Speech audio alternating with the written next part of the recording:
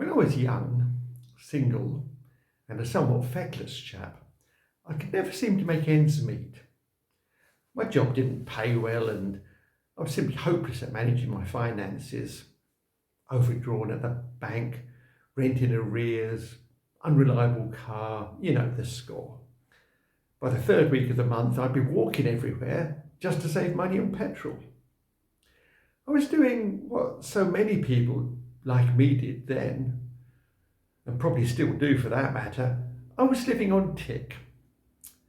Spending more than I earned, running up debts, taking out loans left, right and centre. I wasn't actually starving or dressed in rags. I wasn't even on benefit of any sort. But I was starting to feel a bit desperate. I wanted to be in control of my finances, find some way of making my salary stretch from one payday to the next. So, ill-advised as it may seem now, that's when I applied for my first Access credit card. Do you remember Access? There weren't so many to choose from in those days. It was mainly Access or Barclaycard. They were big rivals, always striving to win new customers, issue the most cards. And there was plenty of advertising going on at the time, and I don't think they were too particular as to who qualified for a card. Almost everyone I knew had one or the other, if not both. I picked up a leaflet at my local bank and spent the evening filling in the application form as convincingly, creatively, and selectively as I thought I could possibly get away with, while hopefully avoiding any deception serious enough to land me in jail. I sent it off to Access and waited for a couple of weeks, thinking meanwhile of all the ways in which I'd be able to use my credit card and checking logos on shop windows and doors to see which establishments would accept it. Eventually, the package I was waiting for arrived. I tore open the envelope to find a pristine green and red plastic card embossed with my name and accompanied by a letter informing me that I had a credit limit of £2,000. Now all I had to do was to sign it and start shopping. To help me budget and get myself straight, I decided it would be best to do all my shopping, food, clothes, household items, books, meals out, presents, using a credit card. If I couldn't see the relevant sign as I entered a shop, my first question would be, do you take Access? And a negative response would see me turn around unashamedly and head elsewhere. I soon had the hang of it and already owed £700 or £800 by the time the first monthly statement was due. That was the 20th of January. I remember it well because the day before, on the 19th, I did a good deed. No, not the only good deed I ever did. In fact, it wasn't anything much. Some poor old fellow had collapsed in the street outside my flat, so I just made him comfortable and safe, wrapped my coat around him and kept him company until the ambulance arrived. Anyone would have done the same thing. Now, the next day, my Access statement arrived and I hardly dared to open it. But what a surprise when I did. The statement was blank. No transactions, nil balance. I was stunned, mystified, and naturally elated. I sat staring at the piece of paper for a quarter of an hour or more, turning it over and over, holding it up to the light, and laughing out loud every now and then. I wasn't fooling myself. Probably some teething problem had delayed the processing of my purchases, and while there was nothing to pay this time, obviously there would be twice as much to pay the following month.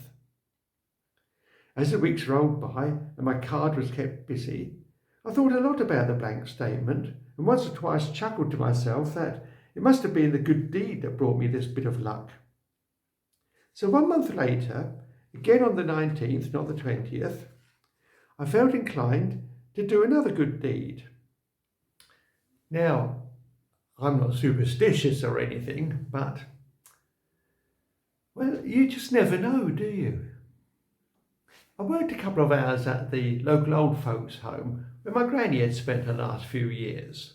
I knew most of the staff and they were happy to let me chat to some of the residents join in a few games and help take the tea round. It made me feel good, cost me nothing, and more importantly, it helped take my mind off the terrible 4-figure bill I was expecting the next day. Well, the statement came all right, but to my astonishment, it was once again completely blank. Clearly, some hopeless mix-up at Access was giving me an unexpected repayment holiday.